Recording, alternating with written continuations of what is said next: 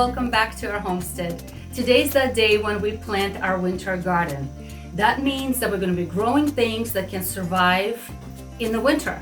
Here in New England, in our growing zone 6A, it's still very, very cold. And obviously nothing can survive outside in the snow, in the bitter cold. But we have this lovely little greenhouse that we utilize in the spring for seedlings, in the summer for tomatoes, and in the fall and winter for winter greens. So I have a greenhouse that still gets cold in the winter, very cold.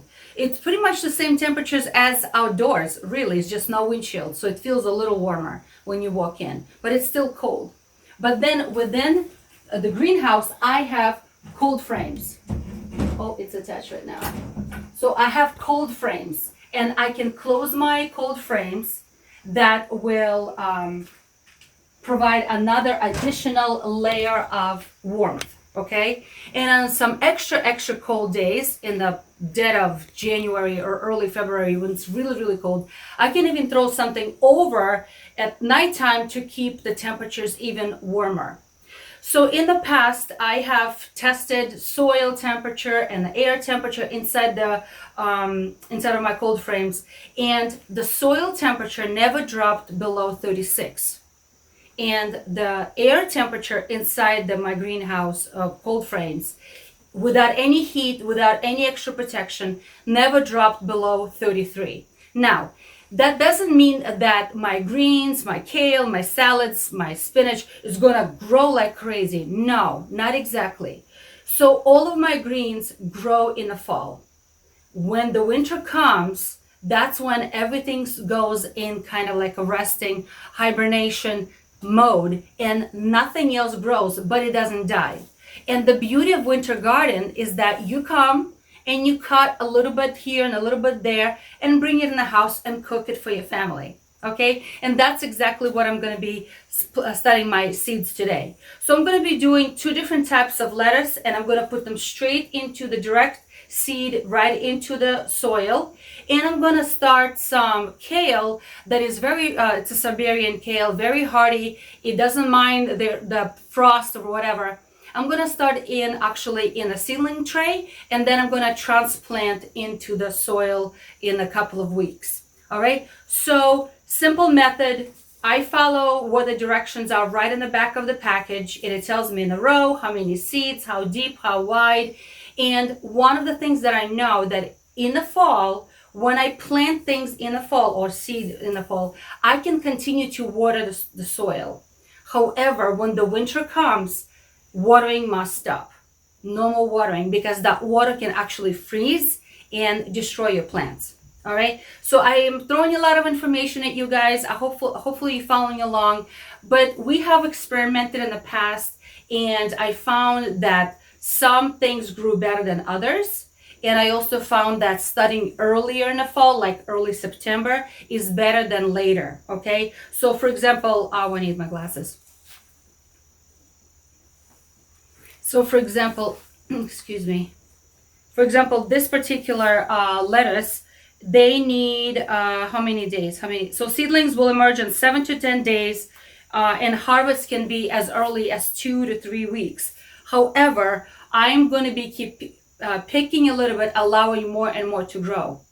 Kale needs 2 months before it's picked. So again, right now it's early September.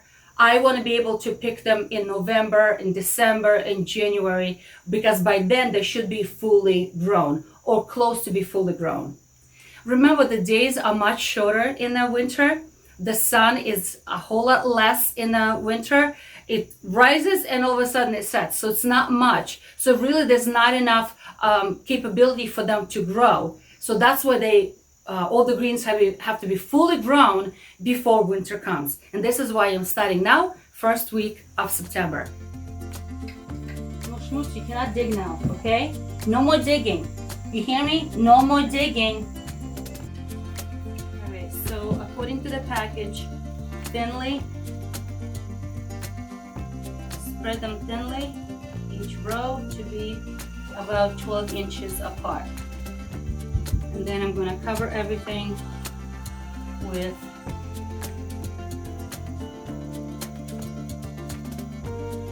a little bit of soil.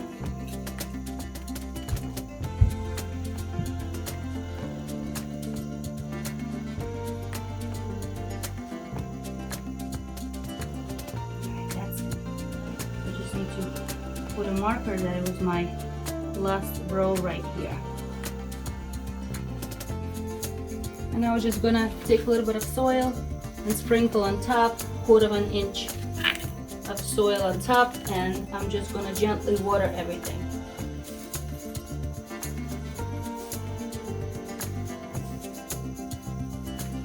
My soil is nice and rich and fluffy. Okay, so it's gonna have plenty of nutrients.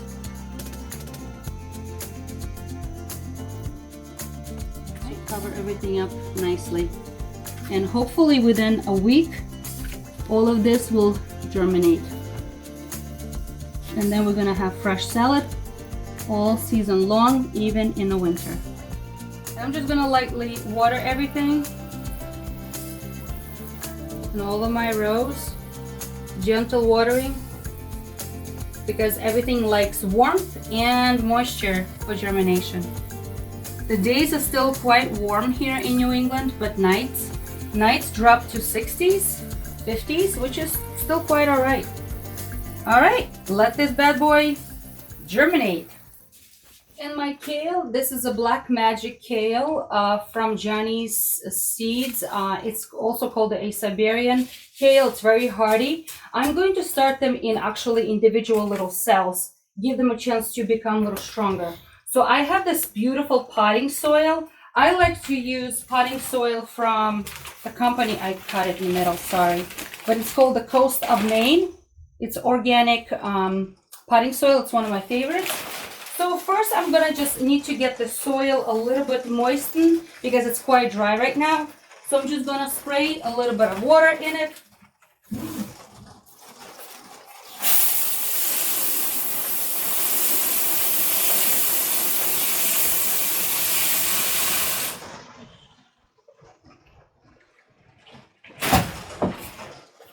All right, so make sure all my soil is nice and moist. It's raining outside. Perfect day to work in a greenhouse. Don't you just love the sound of rain? I love it. This summer has been such a dry summer. Oh goodness. All right, I need to add a little bit more water, I think. So how I like to make sure that the soil is nice and moist is that when I make a clump, it stays in a clump, but it's not soupy. So right now my clumps are kind of still breaking up. I'm just gonna add a little bit more water.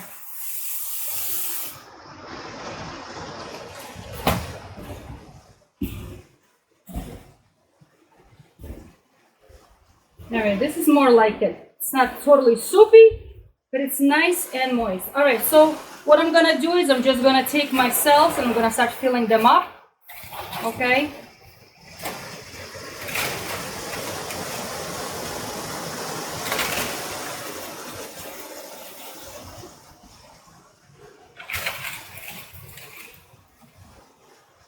Everyone has a different method of filling up the cells. There is no particular way, there's no great magic to it, really not. All right, so they look like they're really full right now, but I'm actually going to push down some of that soil deeper into the cells. All right.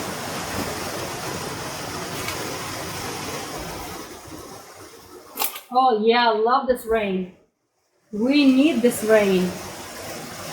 All right. So now I'm just gonna take another empty cell just like this, and I'm gonna go over that and I'm gonna press it down. Go over and press it down. Not too much, but I'm gonna press it down because I wanna make sure that it's compacted a little bit so there's not too many air pockets. All right. All right. So let me clean up here a little bit. The beauty of the greenhouse, you just scoop it on the floor. Ha ha! Because we have dirt floors. All right, so now I'm just gonna be putting down the seeds for the kale. And this kale particularly says to sow them 3 months before expected frost, and sow 3 to 4 seeds in each and every, no, excuse me, 2 seeds for every cell. And that's exactly what I'm going to be doing. 2 seeds for every cell. They're nice little brown beads. They look like tiny little, they look like peppercorns almost. No, not peppercorns, mustard seeds. That's what they look like. And I'm just going to drop in each cell, a couple of them. If more than 2 fell, oh well, it's okay. It's okay.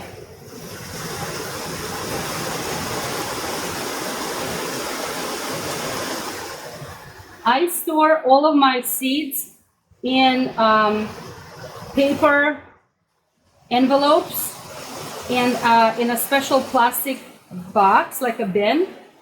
And that bin always sits in my refrigerator in a dry shelf. All right, the extras go back. All right, till next time, guys. Oh, a little bit more. Some fell inside. Oh well, it's okay. It's all right.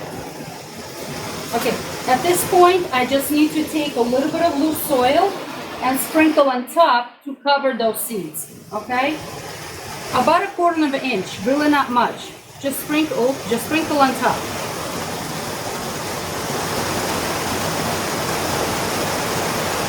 And I'm not going to water this. Why? Because the soil is nice and moist already. It's a nice place to do it in the greenhouse because all of the mess will be forgiven. Oh my goodness, this rain is unbelievable. So awesome. The goats are hiding in the house. The chickens are hiding in the house. Except for the cats, they're still out somewhere. Alright, so I'm just gonna gently press it down. And guess what? That's it, my friends. I'm gonna leave it in my greenhouse just like this to germinate. Alright, so if I had a clear cover like a dome, I would have covered this so it would keep the moisture and the heat in it. But I couldn't find mine, so I'm just gonna leave it open just like this. I just need to make sure that the seeds always stay nice and moist in order for them to germinate, okay? And one more thing I wanted to add to winter gardening in the cold frames. Whatever you guys choose to plant, make sure that you have enough headspace for it. One year I was so eager to plant my vegetables, and I think I planted very tall kale, and it started growing and growing, and I'm like, oh goodness, I only have a foot and a half of the headspace for that kale to become that tall, and it was much taller than that. So whatever you plant in your cold frames, make sure that you have enough space for that greens, for those greens or for those vegetables to grow. What else can be planted in the cold frames right now? Kale, spinach, radishes, anything that would stand and will enjoy the cool weathers, okay? So they will grow right now and then go into hibernation where you can harvest them later. On this note, friends, I hope you are encouraged to research how to do some winter gardening in cold frames. For the area you live, here in New England, we have to do multiple layers to keep them alive. But anyway, I think it's very enjoying to feed your family from your own garden in the winter. So friends, be encouraged and try something new.